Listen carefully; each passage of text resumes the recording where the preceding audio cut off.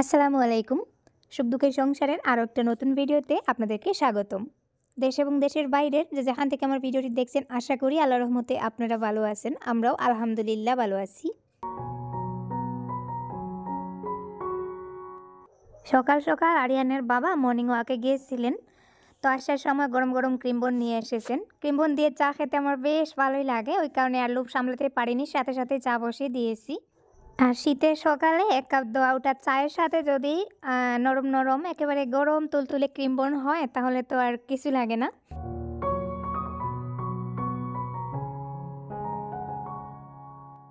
সকালে টুকটাক কাজ অফ ক্যামেরায় করে নিয়েছি, এখনও অনেকটা কাজ পড়ে আছে। ওই কাজগুলো পরে করব, আগে পেটকে একটু খুশি করে নেই। পেট খুশি তো সবাই খুশি। আর শীতের সকালে কাজ করতেও তেমন একটা ইচ্ছা করে না, হাত পা গুটিয়ে বসে থাকতে ইচ্ছা করে। তারপরে তো কাজগুলো করতে হবে, তাই ভাবলাম একটু গরম গরম চা খেয়ে নেই, তারপরে রিল্যাক্স ফিল করব, কাজ করতেও পারবো।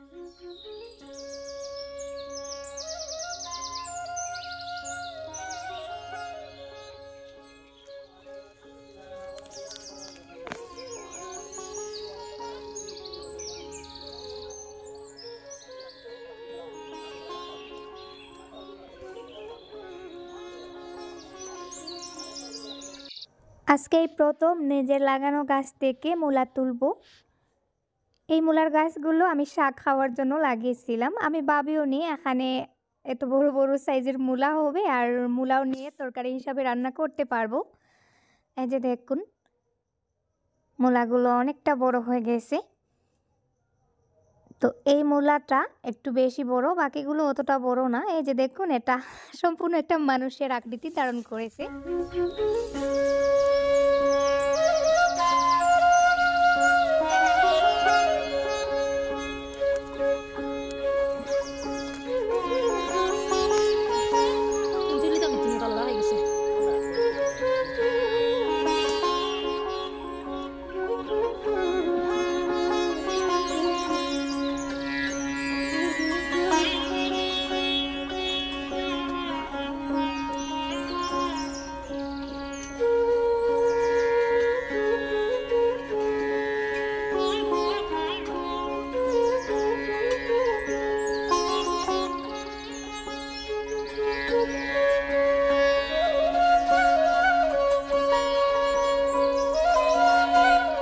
এই প্রথম বাসা থেকে মূলা উঠালাম। এই যে দেখুন, এটা হচ্ছে সবথেকে বড়। আর এই মূলাটা দেখে আমার হাসি পাচ্ছে। পেছন দিকটা দেখে মনে হচ্ছে এটা একটা মানুষ, শুধু সামনের দিকে যদি একটা মাথা থাকতো তাহলে মনে হতো যে এটা একটা পুতুল। আর বাকি মূলাগুলো মোটামুটি অতটা বড় হয়নি। অতটা বড় হয়নি বলতে এই জায়গায় যে এত বড় মূলা হবে এটাও আমি ভাবিনি। তো যেটাই হয়েছে আমার মনে হচ্ছে আমার ভাবনার থেকে একটু বেশি হয়ে গেছে, তাই আর এর থেকে বেশি আশা করিও নি।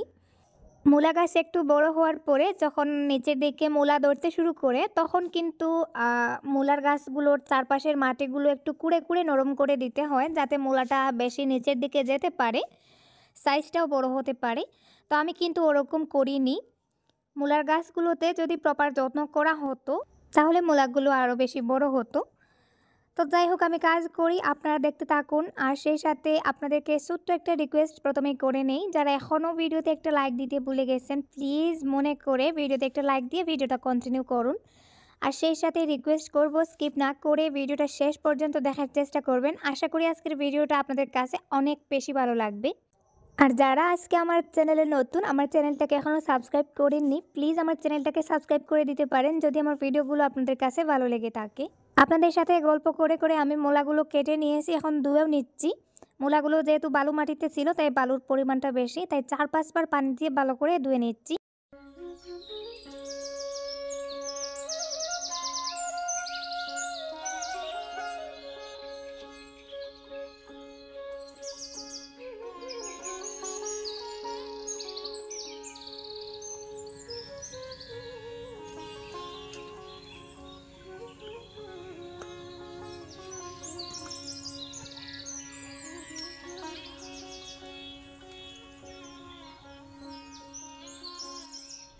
রান্নাবান্নার আগে আমাকে এখন অনেকটা কাজ করতে হবে, ভাবলাম আগে এটা করে নেই। তো এই যে দেখুন আমার লাউ গাছের অবস্থা। লাউ গাছে এত জালি হয় কিন্তু জালিগুলো পচে যায়। এই যে দেখুন এখানে একটা, তারপরে নিচে আরও দুইটা দেখতে পাচ্ছেন। প্রতিটা ডগায় ডগায় লাউয়ের জালি হয়, কিন্তু আবার চোখের সামনে সেই জালিগুলো যখন পচে যায় তখন খুব খারাপ লাগে। সবকটা জালি যদি টিকে যেত, সবকটা না, যদি অর্ধেকটাও টিকে যেত তাহলে লাউ খেয়ে শেষ করতে পারতাম না। এই যে দেখুন অনেক বড় বড় হয়ে তারপরে পচা শুরু করে দেয়। তো আগে একবার আমার কিছু ভিউয়ার্স আপুরা বলেছিলেন লাউয়ের জালি পচবে না যদি আমি লাউয়ের আগাগুলো একটু কেটে দিই, মানে আগাগুলো বেশি লম্বা হয়ে যায়, ওই কারণে নাকি লাউয়ের জালিগুলো পচে যায়। তো আমিও একবার ট্রাই করেছিলাম, সত্যি উপকার পেয়েছিলাম, তাই আজকে ভাবলাম সেই কাজটা আবারও করি।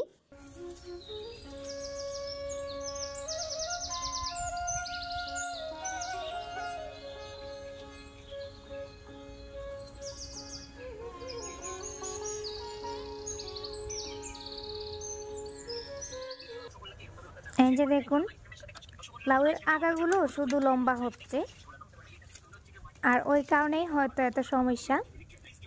গোড়ার দিকেও কীটনাশক জাতীয় ঔষধ দেওয়া হয়েছে, পাতায়ও দেওয়া হয়, তারপরেও ডালিগুলো পচে যায়। তো দেখা যাক আগাগুলো কেটে দেই, 2-4 দিন পরে দেখব যে কোনো কাজ হচ্ছে কি না। আগের বার ওইভাবে আমি লাউয়ের আগা কেটে দেওয়ার পরে আমার কয়েকটা লাউ হয়েছিল, তো এবারও আর কি সেই পদ্ধতিটাই অবলম্বন করতেছি।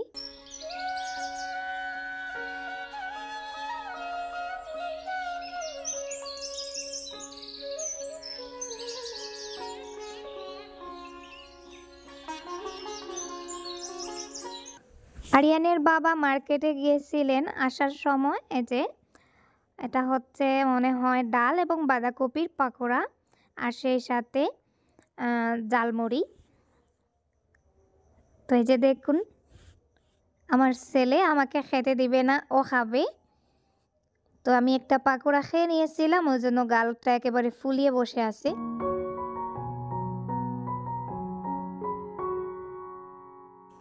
নতুন বেডরুমটাতে কাঠের কিছু কাজ চলতেছে, তো কিছুক্ষণ পর পর এখানে আর কি রান্না দেওয়া হচ্ছে, কাঠগুলোকে পলিশ করা হচ্ছে, আর কাঠের গুঁড়ো বের হয়ে পুরো বারান্দাটা নোংরা হয়ে যাচ্ছে।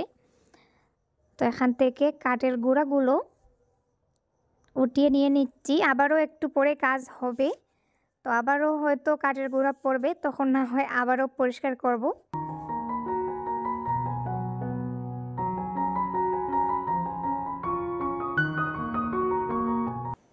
চলে এলাম রান্নাবান্নার পর্বে। ফ্রিজে কিছু মুরগির মাংস ছিল, এই অল্প পরিমাণে মুরগির মাংস ছিল, সেই মাংসটা দিয়ে আমি মূলাটা রান্না করব। মূলাগুলো একটু বড় বড় করে কেটেছি, মাংস দিয়ে যেহেতু রান্না করব তাই একটু বড় বড় করে কেটেছি। যদি মাছ দিয়ে রান্না করতাম তাহলে পাতলা পাতলা করে কেটে নিতাম। গরুর মাংস বা মুরগির মাংস যেটাই হোক, মাংস দিয়ে মূলা রান্না করে খেতে কিন্তু বেশ মজা, আমার কাছে বেশ ভালোই লাগে। আর আপনারাও যারা ট্রাই করেছেন অবশ্যই জানেন। তো পাশের চুলায় আমি শাকটা ভাজি করে নিচ্ছি। মূলার থেকে মূলার শাকগুলো আমার বেশি প্রিয়,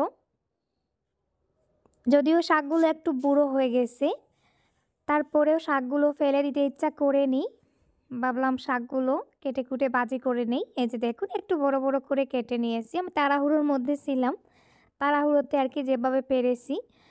তো মূলা শাক ভাজি করার পরে শাকগুলো ছোটো হয়ে যায়, আর শাকের যে ডাঁটিগুলো থাকে ওগুলো খেতে আমার বেশ ভালোই লাগে, আর ওই কারণেই আমি মূলার শাক ভাজি বেশি পছন্দ করি। তো দেখা যাক ভাজি করার পরে কালারটা কেমন আসে আর স্বাদটাও কেমন আসে, খাওয়া যায় কি না। উপর থেকে একটু লবণ ছিটিয়ে দিলাম, এখন ঢাকনা দিয়ে দেব।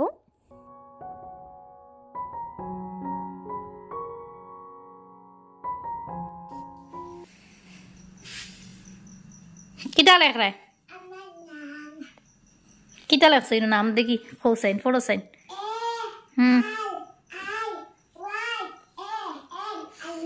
টেকা দিয়ে নাম লিখি যাই, তুমি তো কত বড় লোক, আমার একটা টাকা দিবে আইনি। ঠান্ডা লাগেন না, বইছো যে ঠান্ডা লাগেন না তোমার। উঠো উঠো উঠো উঠো। আজকে আমার ঘরে আমার ছেলে এই যে দেখুন টাকার মেলা বসিয়ে দিয়েছে, ওগুলো হচ্ছে নকল টাকা, সবগুলো নকল, 2000 টাকার নোট। তো সেই টাকাগুলো দিয়ে ওর নাম লিখছে ফ্লোরে। আমার নতুন ছোট্ট বেডরুমটায় কিছু কাজ চলতেছে, আবারও এই যে এই দিকটা নোংরা হয়ে গেছে। চলুন বেডরুমটা আপনাদেরকে দেখিয়ে আসি। তো এই যে দেখুন বেডরুমে এখন একটা দরজা লাগানো হয়ে গেছে। দরজাটা আমি যেরকম চাইছিলাম ওইরকম হয়নি, আমি চাইছিলাম একটু নকশা দেওয়া দরজা হবে। তো আরিয়ানের বাবা একটু কম টাকায় পাওয়ার জন্য আর কি ওইভাবেই নকশা ছাড়াই করে নিয়েছেন। আর এই যে দেখুন জানালা, 3 পার্টের যে জানালাটা আমি পেছন দিকে রেখেছিলাম, তো ওটাতেও এখন এই যে জানালার কাঠ লাগানো হয়ে গেছে, শুধু গ্লাসটা লাগানো বাকি। শুধু জানালার ফ্রেমটা লাগানো হয়েছে, আর এখনও জানালার ফ্রেমে রং করা হয়নি, গ্লাসটাও এখনও বাকি রয়েছে। গ্লাসটা আনতে গেছেন, তো গ্লাসটা এনে আজকেই লাগিয়ে দিবেন। তো আমার এই ছোট্ট রুমটা, মানে আরিয়ান বলে ওটা তার রুম, ওটা তৈরি করার সময় বলেছিলাম যে আরিয়ান যখন একটু বড় হয়ে যাবে ওখানে থাকবে, আর সেই সাথে ওখানে বসে পড়াশোনাও করতে পারবে। আর আপাতত ওটা এই ড্রয়িং রুম হিসাবে আর কি থাকবে, কেউ এলে এখানে বসবে। এক পাশে ছোট্ট একটা খাটও রাখবো, কোনো পুরুষ মানুষ বাইরে থেকে এলে বা যে কোনো পুরুষ মানুষ তো পুরুষ মানুষই রাতের বেলা থাকলে ওখানে থাকতে পারবেন। তো সেই উদ্দেশ্যে আর কি ওই রুমটা করা। তো এটা হচ্ছে আমার গার্ডেন, জানলা থেকে খুব সুন্দরভাবে দেখা যাচ্ছে। তো এই যে দেখুন, যেহেতু রুমটা ছোটো তাই জানালাটাও একটু ছোটো করে করা হয়েছে। আর উপরেও একটা সিলিং লাগিয়ে দেব, আর দেয়ালগুলো কালার করিয়ে নেব আস্তে আস্তে। গতদিন আমি যে মোড়কগুলো বিক্রি করেছিলাম ওই মোড়ক বিক্রির টাকা দিয়ে দরজা আর জানালাটা লাগানো হয়েছে। দরজা এবং জানালার ফ্রেমে মোট 10,000 টাকা খরচ হয়েছে। তো যদিও আমাদের টাকা দিয়েই লাগাতে পারতাম, তবে মোড়কগুলো বিক্রি করার আগে আমি মনে মনে ভাবছিলাম যেহেতু মোড়কগুলো আমি অতদিন কষ্ট করে পালছি, তো ওই মোড়কগুলো টাকা দিয়েই ওই রুমের দরজা জানালাটা লাগিয়ে নেব। মানে বুঝবো যে মোড়কগুলো পালছি আর সেই টাকাগুলো একটা কাজে লাগাতে পেরেছি। টাকাগুলো এমনিতে গড়ে রাখলে অন্য কাজে খরচ করে ফেলতাম, বা দরজা জানালাগুলো আমাদের অন্য টাকা দিয়ে করতে পারতাম। তো ওই টাকাগুলো লাগানোরই একটাই উদ্দেশ্য, দরজা এবং জানালাগুলো দেখবো আর মনে করব যে আমার মোড়ক পালা টাকা দিয়ে ওই দরজা জানালাটা লাগিয়েছি। তো এখন আবার সামনের দিকটা পরিষ্কার করতে হবে, আবারও নোংরা হয়ে গেছে। দরজা এবং জানালাটার ফ্রেমটা মানে বাড়ি থেকেই ওরা করে এনেছিলেন, তো এখানে এসে যখন ফিট হচ্ছিল না তখন আবার রান্দা দিয়ে পালিশ করেছেন। তো ঘরটা পরে পরিষ্কার করব, আপাতত বারান্দাটা পরিষ্কার করে নিচ্ছি। তো আরিয়ান বারবার যাচ্ছে আর তার রুমটা দেখছে আর বলছে, মানে আশেপাশে যাকে পাচ্ছে ডেকে এনে দেখাচ্ছে এটা আমার রুম। তো আমি বললাম ওখানে এখন কোন কালার দেওয়া যায়, ও বলছে হোয়াইট কালার। তো আমিও মনে মনে ভাবছি ওরকম হোয়াইটের মধ্যে কোন একটা কালার দিয়ে দেব। তো আপনারা বলবেন এখানে কোন কালার দেওয়া যায়। কালার বলতে মানে রুমের ভেতরের কালারের কথা বলছি, বাইরের দিকে সম্পূর্ণ বাইরের যে দেয়ালগুলো আছে তো সব দেয়ালে আমি একই কালার দেব, সেটা যখন দেব তখন না হয় ডিসাইড করব। আপাতত রুমের ভেতরটা কালার করতে চাচ্ছি। কিছু আপুরা মাঝে মধ্যে কমেন্টসে বলেন যে আপু গড়ের কাজ কেন বন্ধ করে দিয়েছো। তো গড়ের কাজ আসলে একসাথে করানো যায় না, যেহেতু আমরা বড় লোক না, এতটা টাকাও নেই। তো একসাথে যদি গড়ের কাজ করাতে যাই তাহলে অনেক টাকা লাগে, ওই জন্যই আর কি কাজগুলো একটু একটু করে যতটা পারি, যখন যেটা সম্ভব হয় হাতে কিছু টাকা থাকে তখনই মানে একটু একটু করে কাজগুলো করানোর চেষ্টা করছি। আর একটা গড়ের কাজ সম্পূর্ণ করতে গেলে কিন্তু অনেকটা টাকার প্রয়োজন হয়, এটা আসলে আমাদের পক্ষে একসাথে করানো কখনোই সম্ভব হবে না। যাদের বাইরে থেকে ইনকামের সোর্স আছে, ব্যাংকে বেশি বেশি টাকা আছে, তারা কিন্তু চাইলে একসাথে অনেক বড় একটা আরসিসি বিল্ডিংও করে নিতে পারে।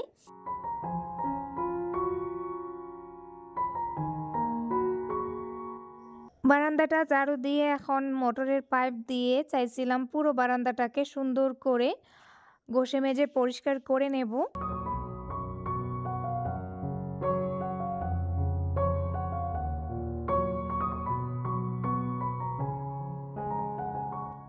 আরিয়ানের বাবা বাইরে গিয়েছিলেন, তো ওখান থেকে ফোন করে বলছেন দুপুরে রান্নাবান্নার প্রয়োজন নেই। তো আমি ভাবছিলাম উনি হয়তো বাইরে থেকে খাবার নিয়ে আসবেন। তো এখন দেখতেই পাচ্ছি প্যাকেটে খাবার নিয়ে এসেছেন। আই থিংক প্যাকেটের মধ্যে বিরিয়ানি হবে। কারণ আমাদের ঘরের সবাই বিরিয়ানি পছন্দ করি।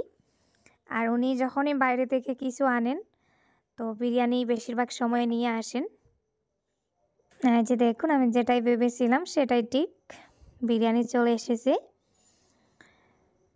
তো এটা হচ্ছে আমাদের চেরাগীর বিরিয়ানি জোনের বিরিয়ানি। আমার কাছে এই দোকানের বিরিয়ানিগুলোই বেশ ভালো লাগে।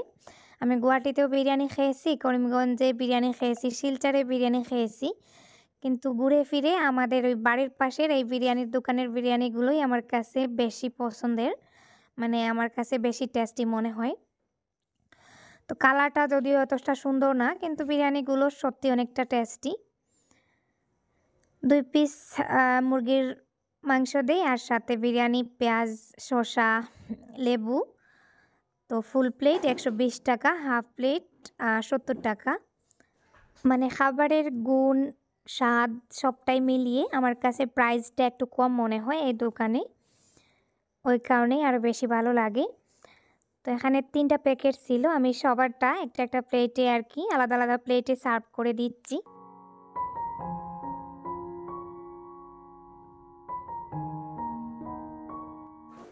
সকালবেলা আমি যেহেতু রান্নাবান্না করে নিয়েছি তাই আর দুপুরে রান্না না করলেও চলতো।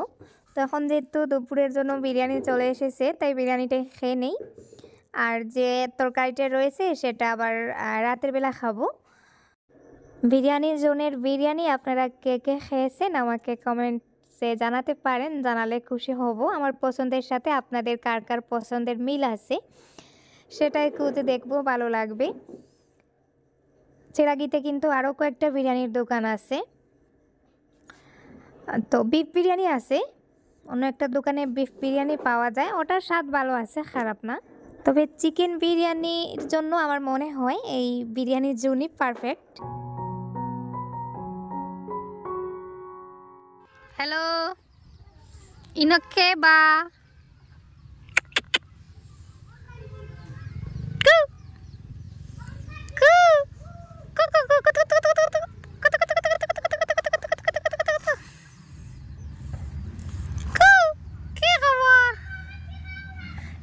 কিতা করো ইনা জঙ্গলের মাঝে উতরিলে কি কিতা হইছে?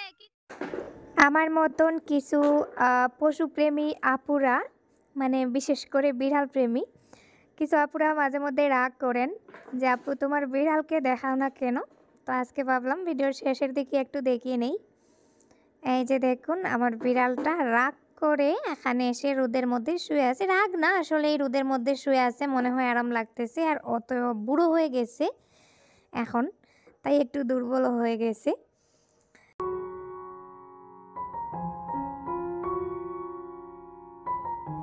মেশিনে কিছু কাপড় দিয়ে রেখেছিলাম, কাপড়গুলো ধোয়া হয়ে গেছে, এখন বের করে বারান্দায় দিয়ে দিচ্ছি। আমার সামনের দিকে বারান্দায় এই রশিটা টাঙিয়েছি, ওখানে কিন্তু সকাল থেকে বিকাল পর্যন্ত রোদ থাকে। তো ওই কারণে একটু লেট করে এখানে কাপড় মেলে দিলে কিন্তু খুব তাড়াতাড়ি শুকিয়ে যায়, সন্ধ্যার আগে দেখা যায় শুকিয়ে যাচ্ছে, কারণ সারাদিন ওই জায়গাটায় রোদ থাকে। তো আজকেও কিন্তু অনেকটা লেট করে দিচ্ছি, তারপরেও কিন্তু মোটা কাপড়গুলো আশা করছি বিকালের আগে শুকিয়ে যাবে।